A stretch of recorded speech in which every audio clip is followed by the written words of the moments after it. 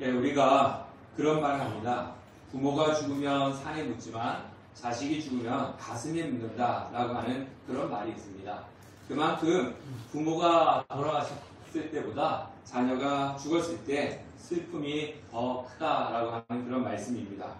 지난 주일에도 말씀드렸지만 결혼한 지 10년 만에 시험관으로 낳은 하나밖에 없는 그 해병대 아들이 실종자 수색을 하다가 참변에 당한 사건이 있었습니다. 그러니까 자식을 잃은 부모에게는 또 어떤 위로가 될 수 있는 것은 아닙니다. 오래전에 제가 부목사로 있던 교회에 친분 있던 집사님이 계셨는데요. 그 집사님 조카가 남자인데 체대도 나오고 되게 신체적으로 건강한 그런 청년이었습니다. 그런 청년이었는데 갑자기 백혈병에 걸려가지고 이 젊은 나이에 안타깝게 죽었습니다. 의사에게 병이 낫지 않고 얼마 못 가서 죽을 것이다 라고 하는 그 소리를 들은 부모의 마음은 어떠했겠습니까? 또 그 자녀가 부모한테 의사가 뭐라 그래? 의사가 내가 낫는데 라고 물을 때 그 자녀에게 거짓말로 날 수가 있대 라고 대답을 해줄 수밖에 없는 그 부모의 마음은 어떠하겠습니까? 아침부터 설교를 시작하면서 이렇게 무거운 이야기를 해서 죄송합니다. 근데 이제 제가 이 부모의 마음을 이야기할 때 이 마음을 이해하고 오늘 말씀을 듣는다면은 오늘 말씀을 더 쉽게 이해를 할 수 있기 때문에 무거운 이야기로 시작을 합니다. 사람은 그 사람 나름대로의 특색이 있습니다. 그래서 그 사람을 이야기할 때 딱 우리는 그 사람의 이미지와 특색이 떠오릅니다. 누구 그러면은 그분은 키가 크신 분이야. 또 누구 그러면 그분은 성품이 너무 좋으신 분이야. 또 아니면 누구 그러면 그분은 되게 성격이 까칠해. 만날 때 조심해야 돼. 뭐 이렇게 그 사람을 이야기할 때마다 그 사람이 가지고 있는 이미지, 특색을 우리는 생각합니다. 교회 안에서도 마찬가지예요. 어떤 권사님 그러면 그 권사님은 정말 기도 많이 하시는 분이야. 이렇게 생각하고 이런 이미지가 떠오르고요. 또 어떤 집사님 하면 그 집사님은 열심히 교회 봉사하시는 분이야. 아침 일찍 나와가지고 늦게까지 교회 구석구석을 열심히 봉사하시는 분이야. 이렇게 이미지가 떠오르고 또 어떤 분은 누구 그러면 그분은 가끔씩 가다가 잊어버릴만 하면 교회 한 번씩 오시는 분이야. 이런 이미지가 있다는 거예요. 그래서 우리가 여러분들도 저를 생각할 때 신민호 목사 이러면 목사님은 어떤 분 이렇게 딱 떠오르는 이미지가 있게끔 되어 있습니다. 자, 그러면 우리가 성경에 보면요, 우리가 오늘 성경 읽은 이 책은 성경 말씀은 예레미야 선지자지 않습니까? 그죠? 성경에 보면 선지자가 되게 많이 있어요. 선지자가 되게 많이 있는데 그 선지자들도 각각 나름대로 특색이 있다는 거예요. 그래서 여러분들 엘리야 선지자 그러면 딱 떠오르는 게 뭐가 있습니까? 예? 엘리야 선지자. 처음 들어보셨어요? 예? 엘리야 선지자 그러면 딱 떠오르는 게 뭐가 있어요? 이미지. 한참 생각하셔야 되나요? 되게 심각한데? 되게 유명한, 성경에서 되게 유명한 선지자인데? 그렇죠. 엘리야 선지자 그러면 우리가 강력한 능력을 갖고 있는 분. 그래서 갈멜산에서 바알 선지자 400명과 싸워서 이겼잖아요. 400대 1로. 여러분 400대 1로 싸울 수 있어요? 이길 수 있어요? 싸워 이긴 분. 능력 있는 그런 분, 엘리야 선지자. 그 다음에 요나 선지자. 요나는 교회 안 다니는 분도 아는데 요나 선지자 그러면 여러분 딱 떠오르는 게 뭐예요? 혼자만 얘기하지 마시고 다른 분들도 기회를 주셔야지. 요나 선지자 하면 여러분 딱 떠오르는 이미지가 뭐예요? 처음 들어보신 거 아니시죠? 이거는 교회 안 다니시는 분도 아는데 하나님 말씀에 불순종해서 물고기의 뱃속에서 3일 동안 있었던 선지자. 그죠? 그 예레미야 선지자 그러면 여러분 딱 떠오르는 게 뭡니까? 엘리야, 요나 선지자도 유명한데 딱 떠오르지 않으면 예레미야 선지자 유명하지만 딱 떠오르는 이미지가 없으실 것 같은데 예레미야 선지자 그러면 딱 떠오르는 이미지가 있어요. 예레미야 선지자는요 뭘로 알려졌냐면은 눈물의 선지자로 알려졌어요. 눈물을 많이 흘린 선지자. 그러면 우리가 이 예레미야 선지자는 마음이 여리고 약해가지고 툭 하면 잘 울었기 때문에 그래서 예레미야는 눈물의 선지자다 이렇게 이야기한 것은 아닙니다. 예레미야 선지자가 활동하던 시기는요 요시야 왕 때부터 시작해서 남유다가 멸망하는 마지막 왕 마지막 왕 시드기야입니다. 우리가 성경을 이렇게 교회 다니면 이 정도는 알아주셔야 돼요. 남유다 마지막 왕은 시드기야. 북이스라엘의 마지막 왕은 호세야. 예, 이 정도는 여러분들이 기본적으로 알아두셔야 됩니다. 자, 남유다의 마지막 왕은 누구라고요? 예? 예, 시드기야입니다. 시드기야. 예, 시들었어요. 그러니까 꽃이 시들었어요. 이렇게 기억해 주시면 됩니다. 그래서 남유다 마지막 왕 시드기야 왕 때까지 활동했던 선지자가 바로 예레미야 선지자입니다. 자, 그러면 이 나라가 망할 때, 나라가 망하는 그 시점에 활동했던 선지자이니까 이 선지자는 했던 일이 무엇이겠습니까? 하나님께서 이 이스라엘 백성들이 하나님보다 우상을 더 잘 섬기기 때문에 이 나라는 멸망할 수밖에 없어. 내가 심판해서 이 나라를 멸망시킬 거야. 이 말씀을 전했던 선지자가 바로 예레미야 선지자입니다.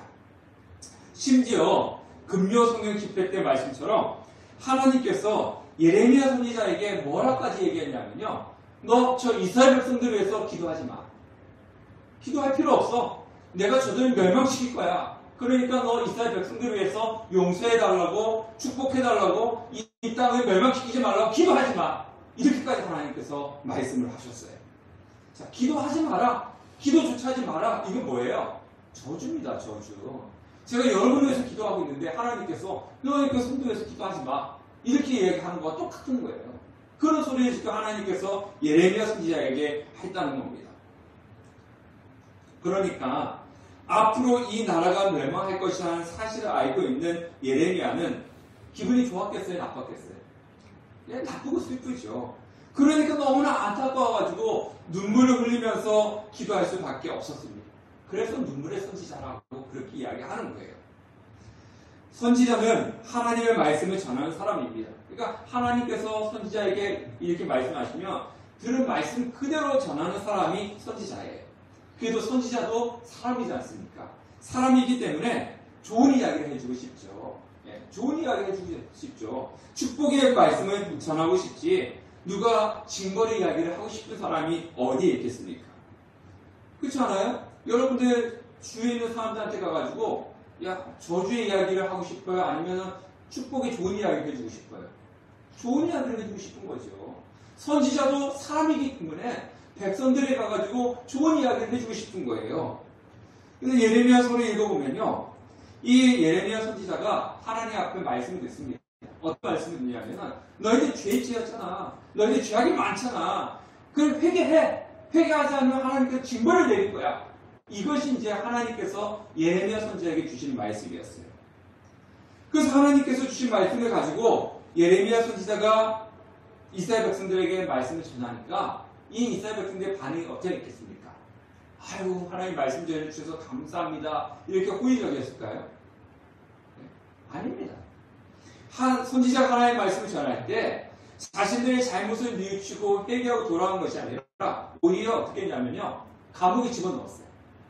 감옥에만 집어넣은 것이 아니고 돌을 던져가지고 죽이려고 했습니다. 왜 그랬겠습니까? 듣기 싫다는 거예요. 너 하나님께 징벌받아, 너희들 하나님 앞에 심판받아, 이런 소리가 듣기 싫다는 거예요. 어떤 소리를 듣고 싶다는 겁니까? 좋은 이야기 해달라는 거예요. 축복의 이야기를 해달라는 거예요. 그런데 반대로 예레미야 선지자는 핍박을 받았는데 반대로 환영받은 선지자들이 있어요. 그 선지자들은요, 어떤 이야기를 했냐면요, 평안하다, 평안하다. 즉, 예루살렘은 하나님이 계시기 때문에 심판을 당하지 않아. 즉, 너희들은 교회를 다니기 때문에 심판받지 않아. 그러니까 아무 염려하지 않아도 돼. 이런 예언을 했던 거짓 선지자. 거짓 선지자들은 사람들에게 환영을 받았어요. 자, 11절 말씀 보면요. 자, 우리 다 같이 한번 읽어보겠습니다. 11절 앞에 시작. 그들이 했다 내 백성의 상처를 가볍게 여기면서 말하기를 평강하다, 평강하다 하나 평강이 없도다. 내 백성의 상처가 뭡니까? 이스라엘 백성들의 죄악이에요. 그 죄악을 어떻게 여겼다고요? 가볍게 여겼다는 거예요. 가볍게 여기고 말하기를 평강해. 아무 일 생기지 않아. 좋은 일이 생길 거야. 망하지 않아. 평강하다. 그렇게 이야기했다는 거예요. 하나님을 잘 섬기지 않는데 뭐라 얘기했다는 겁니까? 잘하고 있어. 죄를 짓고 있는데도 뭐라 얘기했다는 겁니까? 그래, 잘하고 있어. 잘한다, 잘한다, 잘한다 했던 사람들이 누구냐면 거짓 선지자였더라고요. 그런데 그 선지자들을 이스라엘 백성들이 어떻게 했다고요? 좋아했다는 거예요. 환영했다는 거예요. 한국 교회의 문제 중에 하나가 목사님들이 죄에 대해서 말씀을 못하고 오직 축복의 위로의 말씀만 전한다는 것이 문제 중에 하나라고 이야기합니다. 그래서 이런 이야기를 많이 듣죠. 예수 믿으며 축복받습니다. 하나님이 여러분들을 보호해 주실 것입니다. 하나님이 여러분의 마음을 위로해 주실 것입니다. 하면서 듣기 좋은 소리만 한다는 거예요. 물론 우리 세상 살기 힘드시잖아요. 그죠? 여러분들 직장 생활하면서 살아가기 얼마나 힘듭니까? 살아가기 너무 힘드니까 교회만큼 와서는 위로의 말씀을 듣고 싶고 축복의 말씀을 듣고 싶은 것이 우리의 삶이에요. 예, 다 이제 이해를 하는데 이제 그러다 보니까 위로해주고 좋은 소리가 아니면은 듣기 싫어하고 귀를 막고 때로는 그 소리 때문에 교회를 떠나는 성도들이 많다는 거예요. 그래서 교회 목사님들이 이건 아닌 것 같은데 이렇게 신앙생활 하세요! 이렇게 말하고 싶은데 잘하고 있습니다. 잘하고 있습니다. 이렇게 이야기한다는 거죠. 저희 교회도 예전에 제가 이제 설교를 했었는데 어떤 성도님이 와서 목사님 그거 저한테 한 얘기죠. 이러면서 듣기 싫다고 이야기하다가 나중에 다른 교회 가신 분이 계셔요. 근데 저는 가급적 어떤 성도님 들으시라고 설교를 준비하지 않습니다. 물론 대부분 이제 목사님도 그러실 건데 저희 교회 설교 본문이 어떻게 돌아가는지 아시죠? 네. 큐티집 책에 있는 순서대로 그대로 이제 가는 겁니다. 이제 제가 이제 그 주보에는 올리다가 이제 지웠어요. 왜냐하면 요거 읽으세요 했는데 여러분들도 많이 보시지도 않고 올해 들어와서는 이제 매일같이 이제 성경 올리니까 제가 지웠는데요. 제가 이제 큐티집 순서에 맞춰서 설교를 한 이유가 있어요. 그 이유는 여러분들의 오해를 사지 않기 위해서입니다. 오늘은 여기서 본문을 가지고 설교 준비하고 내일은 저기서 하고 다음 주 저기서 하고 그러다 보면 여러분들이 어떤 오해를 할 수 있냐면은 저 설교 들으면은 목사님이 날 보고 하시는 이야기 같은데 이런 오해를 할 수가 있다는 거예요. 근데 이제 그 큐티집에 나와 있는 그 순서대로 가면은 오늘 저 얘기는 날 보고 하는 이야기 같지만 목사님께서 일부러 저 본문을 정한 것이 아니고 순서대로 하는 것이기 때문에 오늘 저 말씀을 하시는구나 이렇게 넘어갈 수 있어요. 그래서 이제 오해를 사지 않기 위해서 제가 이제 그렇게 합니다. 그 때로는요 축복의 말씀이 주어질 때도 있고 또 때로는 책망의 헌신의 말씀이 주어지기도 합니다. 저는 이 예레미야 이제 8월까지 이제 예레미야서인데요. 예레미야서가 좀 어려워요. 어렵고 또 여기 보면 어떤 말씀이 계속 있어요. 책망의 말씀만 있어요. 너는 왜 죄 지어? 죄 지으면 너를 심판할 거야. 예레미야 선지자 보면은 이 성경책에 보면요 계속 책망하는 말씀만 있어요. 그러니까 저도 여기에 따라서 설교를 하다 보니까 이 8월 말까지는 계속 책망에 대한 말씀이 있어서 고민이에요. 그래서 조금씩 어제 거를 오늘 것 같다 하고 여러 개 조금씩 날짜를 조금 틀려서 하긴 합니다. 왜냐하면 너무 고민이 되는 거예요. 계속 그 얘기만 하면 우리 성도님들 교회 오셔갖고 예배 때마다 그냥 책망 말씀만 들으면은 가실 때 은혜 받고 가시면 좋은데 또 상처 받고 가시면 어떻게 하지? 이런 마음들이 또 저도 있어요. 그런데 축복의 말씀이 주어질 때는 감사함을 받으면 되고요. 또 때로는 책망과 헌신의 말씀이 주어질 때는 내 신앙을 점검하는 시간을 가지면 되는 겁니다. 목사도 좋은 이야기 하고 싶습니다. 목사뿐만 아니라 모든 사람들이 좋은 이야기를 하고 싶고 또 듣는 사람도 좋은 말씀을 듣고 싶은 거예요. 잘못한다, 책망하고 지적한 이야기를 하고 싶지도 않고 듣기 좋은 사람들이 또 없습니다. 제가 이제 오랫동안 병원에 다니는데 병원에 다니면서 주기적으로 피 검사를 해요. 이제 뭐 수치가 올라가면 안 된다. 그래서 이제 주기적으로 3개월, 6개월 만에 이제 피 검사를 하면 뭐 환자님 수치가 조금 올라갔네요. 뭐 그렇게 이야기하는데 이번에 가서 피 검사를 했더니 수치가 많이 올라갔다고 좀 더 정밀 검사를 해봐야겠다고 그렇게 이야기를 하더라고요. 자, 이 의사 입장에도 자기가 치료하는 환자가 병이 나았습니다. 좋아졌습니다. 이런 소리를 해주고 싶겠죠. 그래서 검사를 했는데 지난번보다 검사했더니 수치가 낮아졌네요. 좋아졌네요. 낫고 있네요. 그 결국은 어떻게 했습니까? 자신이 치료한 환자가 나아지고 건강해져가지고 병이 깨끗하게 나을 때 이 의사는 뭘 느끼겠습니까? 보람을 느끼는 거예요. 어디 보람이 있으라고. 그러니까 계속 치료하는데 나빠지고 그러면은 이 의사가 사실 또 되게 마음이 실족되는 거죠. 치료되고 나을 때 이 보람을 느끼고 나아졌습니다 라고 이야기하는 것이 의사의 에게 좋은 겁니다. 목사도 똑같습니다. 목사가 어떨 때 마음이 아픈지 아십니까? 목사가 어떨 때 가장 마음이 아픈지 아세요? 가장 마음이 아플 때는요, 성도가 교회를 떠날 때. 네. 교회가 신앙생활 하다가 교회를 떠날 때 목사의 마음은 참 아픕니다. 그런데 그나마 우리 교회 떠나가지고 다른 교회 가서 신앙생활 한다. 그러면 그나마 위로가 돼요. 왜냐하면은 신앙생활 하니까. 우리 교회 안 나오고 그래도 다른 교회 가서 신앙생활 하니까 그나마 위로가 되는데, 근데 우리 교회 떠나 다른 교회 가지도 않고 신앙생활 하지 않는 분들이 있어요. 그런 분들은요, 참 제 마음이 너무 아픕니다. 예. 그래서 가끔씩 가다 연락도 하기도 하고요, 기도도 합니다. 예. 그래서 교회를 떠날 때, 성도가 교회를 떠나고 교회 나오지 않을 때, 신앙생활 하지 않을 때 목사의 마음이 참 아픕니다. 그 두 번째는 언제 마음이 아프고 안타깝냐면요, 우리 성도님들의 신앙이 성숙하지 않고 오히려 믿음이 떨어져 갈 때, 그때 또 마음이 아파요. 의사가 환자를 치료할 때 좋아져야 되는데 좋아지지 않고 더 나빠질 때 마음이 아픈 것처럼, 목사도 똑같이 성도님들의 신앙이 다 성장하면 좋은데 성숙하지 않고 믿음이 떨어질 때 마음이 많이 아픕니다. 작은 교회의 장점이라고 할 수 있고 단점이라고 할 수 있는데요. 성도님들이 적다 보니까 목사가 성도님 사정을 어느 정도로 알고 있다는 거예요. 그래서 저분은 요즘 표정을 보니까 조금 이야기하니까 요즘 마음이 많이 힘든가 보다. 그리고 좀 신앙생활도 예전보다 믿음이 많이 떨어졌네. 작은 교회는 그것을 목사가 알 수 있다는 거예요. 물어보지 않아도 여러분 표정만 봐도 표정을 봐도 저분이 오늘 기분이 좋나? 여러분의 눈맨만 봐도요. 이제 이 신앙은 영적인 거기 때문에요. 눈동자만 봐도요. 여러분들이 은혜 있는 눈동자인지 세상에 찢어서 살기가 나오는 눈동자인지 어느 정도, 제가 그렇다고 무당인 건 아니에요.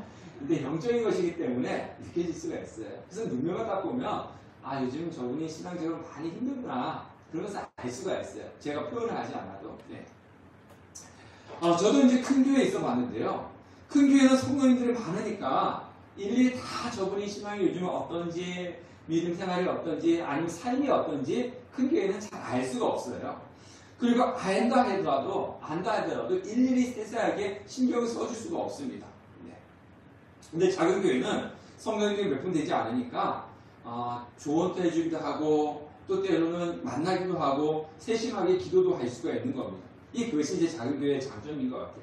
여러분들 과외 받을 때 많은 사람들 모아놓고 과외하는 것이 비쌀까요? 개인 과외가 비싸요?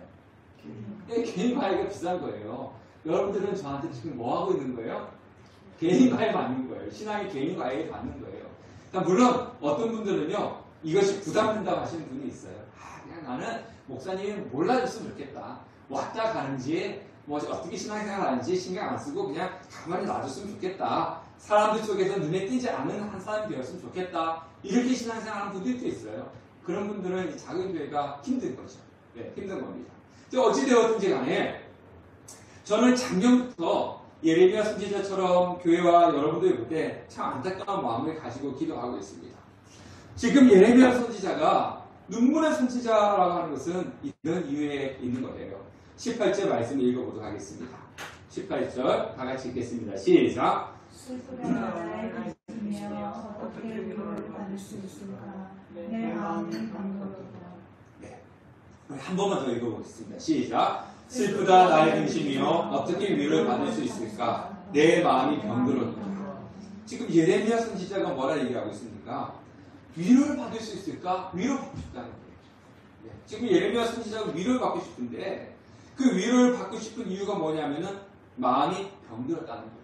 자, 마음이 병들었어요. 여러분들 마음의 병이 어떤 병을 가지고 마음의 병이라고 그럽니까? 네, 어떤 병이 마음의 병이에요? 마음의 병이 없으신가? 이렇게 상상병이라든가, 그 다음에, 네? 근심, 걱정, 마음의 병들 있잖아요. 지금 예레미야가 마음의 병이 걸렸다는 거예요. 마음의 병이라는 거는 진짜 신경 쓰고, 애달 아프고, 뭐 어떤 그런 근심과 걱정 막 이런 것 때문에 마음의 병이 걸리는 거지 않습니까? 그러면 이 예레미야는 왜 마음의 병이 걸렸을까요? 그래서 왜 위로받고 싶을까요? 여기 가서 하나님 말씀 증가하니까 이스라엘 백성들이 돌을 던지고 꺼져라 뭐 배신자다 막 이런 그런 환영하지 않기 때문에 마음의 병이 걸렸을까요? 아니면 사랑하는 여인이 떠나갔기 때문에 마음의 병이 걸렸을까요? 그건 아닙니다. 이 예레미야 선지자가 마음의 병이 걸렸다는 것은 뭐냐면 이스라엘 백성들을 보고 하나님 말씀을 증거하는데 그들이 하나님 말씀 들어요 안 들어요? 안 들어요. 안 듣고 더 어떻게 합니까? 하나님을 떠나가는 거예요. 하나님을 잘 섬겨야 된다. 믿음 생활 잘해야 된다. 그렇게 이야기하는데 이스라엘 백성은 듣지도 않아요. 그러면서 더 하나님을 떠나가는 그 모습을 보니까 이 예레미야 선지자가 어떤 거예요? 마음이 너무너무 아픈 거예요. 너무너무 아프다 보니까 그게 뭐가 됐어요? 병이 된 거예요. 그래서 위로받고 싶다라고 이야기를 하고 있는 것입니다. 하나님의 오늘 우리가 읽은 말씀 앞에 보면은 하나님께서 이스라엘 백성들을 어떻게 형벌할 것이다. 그런 말씀을 하고 있거든요. 그 이야기를 들었어요. 하나님이 그 이야기를 듣고 7장과 11장에 보면은 하나님께서 예레미야 선지자를 보고 기도하지 마라. 이스라엘 백성에서 기도하지 마라. 이런 소리를 들으니까 그의 마음이 얼마나 아팠겠습니까? 그러니까 병이 날 정도로 아팠다는 거예요. 마음에 병이 생길 정도로 아팠다는 겁니다. 그만큼 예레미야 선지자는 유다의 백성들을 진심으로 사랑하고 있었다는 거예요. 그리고 하나님 자신이 전한 하나님의 말씀을 듣고 하나님께 들어오기를 간절히 바라고 있었다는 거예요. 자, 9장 1절 말씀을 다 같이 한번 읽어보겠습니다. 9장 1절 다 같이 읽겠습니다. 시작. 어찌하며 내 머리는 물이 되고 내 눈은 눈물의 근원이 되겠고 죽임을 당한 딸 내 백성을 위하여 주야로 울리로다. 자, 이 구절만 읽으면 이게 잠깐 좀 어려워요. 그죠? 그래서 표준 세 번역을 좀 쉽게 번역한 성경 말씀이 있는데요. 제가 그 밑에 넣어놨습니다. 이것도 한번 읽어보겠습니다. 시작. 살해된 나의 백성, 나를 생각하면서 내가 낮이나 밤이나 울 수 있도록 누가 나의 머리를 물로 채워주고 나의 두 눈을 눈물새게 되게 하여 주면 좋으련마. 이게 뭡니까? 이스라엘 백성들을 생각하면서 낮이나 밤이나 내가 울 수 있도록 정말 내 머리에 물로 채워주고 눈에는 눈물새게 대해서 눈물을 그렇게 흘리면서 울 수 있게끔 해주었으면 좋겠다. 이런 이야기를 하고 있습니다. 그만큼 슬프고 마음의 병이 걸릴 정도로 아팠다는 거죠. 근데 예레미야 선지자의 마음은 더 아프게 하는 것이 있었어요. 19절 말씀을 읽어보겠습니다. 19절 다 같이 읽겠습니다. 시작. 나의 내 백성이 힘이 먼 땅에서 부르짖는 소리로다. 여호와께서 시온에 계시지 아니한가? 그의 왕이 그 가운데 계시지 아니한가? 그들이 어찌하여 그 조악한 신상과 이방의 헛된 것들로 나를 경노하게 하였는고 하시니. 자, 이건 뭐냐면요. 지금 예레미야 선지자는 이 앞에 이루어질 일을 보고 있는 거지 않습니까? 그래서 예언을 하는 거지 않습니까? 근데 이스라엘 백성들이 이 남유다가 망했어요. 나라가 망해서 어떻게 하는 겁니까? 이들이 지금 바벨론으로 끌려가고 있는 거예요. 자, 끌려가는데, 자, 어떻게 끌려갔을 것 같아요? 포로로 끌려가는데 어떻게 끌려갔을 것 같아요? 차 태워가지고? 아닙니다. 지금 이 남유다에서요, 지금 바벨론은 이라크 나라 정도, 거기라고 얘기할 때, 지금 이스라엘에서 이 이라크까지 갈 때 직선거리도 아니고, 이 사막이라서 직선거리도 아니에요. 위쪽으로 해서 삥 올라와서 이렇게 끌려가야 되거든요. 근데 어떻게 끌려가냐면요. 그냥 우리가 알듯이 뭐 이렇게 손만 이렇게 묶고 가는 거야. 손 묶고, 심지어는 이 코에다가 낚싯바늘을 이렇게 해가지고 이렇게 서로 끌고 가는 거예요. 네. 그 뜨거운 사막, 뜨거운데. 이 끌려가는 거예요, 그렇게. 몇 달 동안 끌려가는 겁니다. 신발이 있었겠어요? 맨발로 뜨거운데, 근데 포로를 끌려가는데 물을 제대로 줬겠습니까? 아닙니다. 가다가 도중에 죽는 사람도 엄청 많은 거예요. 죽으면 그냥 버리고 가는 거예요. 예. 그렇게 끌려가는 거예요. 자, 그렇게 끌려가면서도 지금 무슨 소리 한다는 겁니까? 나라가 망해서 그렇게 포로를 끌려가면서도 하는 소리가 뭐예요? 한다는 소리가 뭐냐면, 아니, 하나님이 정말 계신 거야. 하나님이 정말 계신 분이 있지라면 우리가 어떻게 이렇게 끌려갈 수 있게끔 할 수 있는 거야.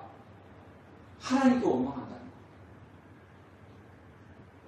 그러니까 그 전에 지금 예레미야가 어떻게 했습니까? 수도 없이 몇십 년 동안 너희들 하나님 잘 섬겨야 된다. 아니면 너희들 나라 망한다. 금포로 잡혀갈 것이다. 그렇게 이야기를 했는데 끌려가면서 하는 소리가 뭐냐면 하나님이 어떻게 나한테 이렇게 할 수 있어? 하나님 계신 거 맞아? 하나님이 어떻게 나한테 이렇게 할 수 있어? 이렇게 원망을 한다는 거예요. 그러니까 그것을 볼 때 예레미야 선지자의 마음이 어땠다는 겁니까? 더 아팠다는 거예요. 자, 20절부터 21절 말씀부터 한번 읽어볼게요. 자, 20절, 21절 다 같이 읽겠습니다. 시작. 추수할 때가 지나고 여름이 가야하으나 우리는 구원을 얻지 못한다 하는도다. 나의 내 백성이 상하였으므로 나도 상하여 슬퍼하며 놀라움에 잡혔도다. 자, 이 이야기가 뭐냐면 추수할 때가 지나고 여름이 다하였으니 우리는 구원을 얻지 못한다. 자, 지금 우리 폭우 때문에 지금 농사했던 그 농작물이 다 물에 잠겼잖아요. 그죠? 그래가지고 지금 농작물이 막 가격이 엄청 올라가지 않습니까? 그래서 지금 이게 추석 때까지 이제 여파가 있다 그래. 그래서 뉴스에 보면은 뭐 수박을 했는데 수박이 다 뭐 비 때문에 물러져가지고 이제 다 그냥 버려야 되는 거예요. 다 버리고 다른 것도 다 버리고 이제 그래야 됩니다. 씨를 뿌렸으면은 추수의 시기가 되면은 농작물을 거둬야 되잖아요. 예. 근데 지금 이 이야기는 뭐냐면 이미 추수할 시기가 지났음에도 불구하고 아무런 소산을 얻지 못했어요. 자, 농부가 씨를 뿌렸잖아요. 근데 추수를 못했어요. 그러면 그 사람들은 어떻게 해야 돼요? 소득이 없어요. 내가 농사를 지었는데 이 폭우가 와가지고 농작물을 다 해서 이제 소산을 얻지 못해요. 그럼 그 사람들은 어떻게 되는 거예요? 뭐 먹고 살아요? 이게 농작물을 갖다가 어떻게 해야 됩니까? 팔아서 수입을 얻어서 먹고 사는 건데 팔 게 없는 거예요. 그럼 어떻게 돼야 됩니까? 네, 뭐 지금이야 그동안 벌어두었던 돈이라든가 아니면 뭐 대출을 받는다든가 다른 데 가서 일을 하면서 할 수 있겠지만 과거에 어떻게 했겠습니까? 과거에는요. 농부가 농사를 지었는데 수확을 얻지 못했어요. 뭐 어떻게 돼요? 굶어야죠. 굶어야죠. 옛날에 우리나라 보릿고기 있었잖아요. 보릿고기가 뭡니까? 예? 먹을 것이 없어서 보리가 필 때까지 기다리는 거지 않습니까? 예. 그렇다고 농부가 그 씨앗을 남았다고 해서 먹지 못하잖아요. 이거는 뭐 해야 돼요? 내년에 농사를 해야 되니까 남겨두는 거죠. 그래서 산에 가가지고 뭐 풀 뜯어서 먹고 그랬다는 얘기가 이런 겁니다. 추수기에 수확을 거치 못하며 그 뒤에 남아있는 것은 굶주림의 겨울밖에 없는 거라는 거죠. 그래서 이 이야기는 뭐냐면 야 내가 너희들에게 수도 없이 이야기했잖아. 회개하고 돌아오라고 수도 없이 이야기했잖아. 근데 그 기회가 다 지나간 거야. 추수 때가 지나간 거야. 추수 때에 수확을 얻지 못했어. 회개의 기간이 지났어. 이제 뭐가 남았어? 심판만 남은 거야. 이 예레미야 선지자 하는 얘기예요. 추수 때 추수를 해야 되는데 추수 때 추수를 하지 못하면 그 겨울에는 굶주려야 되는 거잖아. 수도 없이 이야기를 했잖아. 회개하고 돌아오라고. 수도 없이 회개하고 돌아오고 이야기했는데 그 구원의 기회가 다 지나갔기 때문에 이제 남은 건 뭐야? 심판만 있는 거야. 이제 이 이야기를 20절과 21절에 하는 거예요.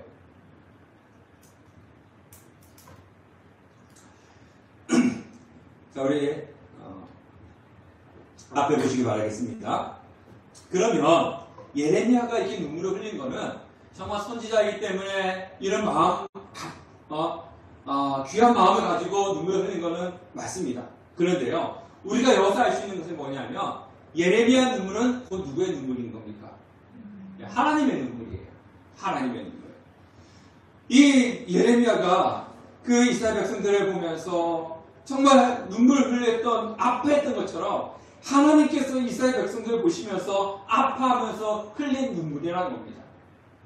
예레미야 선지자는 하나님의 말씀을 증거하는 선지자였지만은 하나님의 마음을 알았기 때문에 눈물을 흘릴 수가 있었던 거예요. 단순히 이스라엘 백성들을 사랑하기 위해서 흘린 눈물이 아니라 하나님께서 가지고 아파하시는 그 마음을 알고 있었기 때문에 흘릴 수 있는 눈물이었다는 겁니다. 여러분들 하나님 사랑하시죠? 네, 하나님 사랑하시죠? 사랑하면 뭘 알아야 됩니까? 그 사람의 마음을 알아야 돼요. 우리가 남녀 청년들이 서로 사랑하면요. 뭘 알아야 됩니까? 상대편의 마음을 아는 거예요. 귀한 사람들, 소중한 사람들, 한 집에 살아가고 있는 사람들 정말 사랑한다면 뭘 알아야 됩니까? 그 사람의 마음을 헤아릴 수 있어야 되는 거예요. 하나님께서 저와 여러분을 보시면서 어떤 마음을 가지고 계시는지 그 마음을 헤아려 보셔야 되는 겁니다. 또 내 주위에서 예수를 믿지 아니하는 사람들을 보면서 하나님께서 어떤 마음을 갖고 계시는지 그것도 헤아리셔야 되는 겁니다.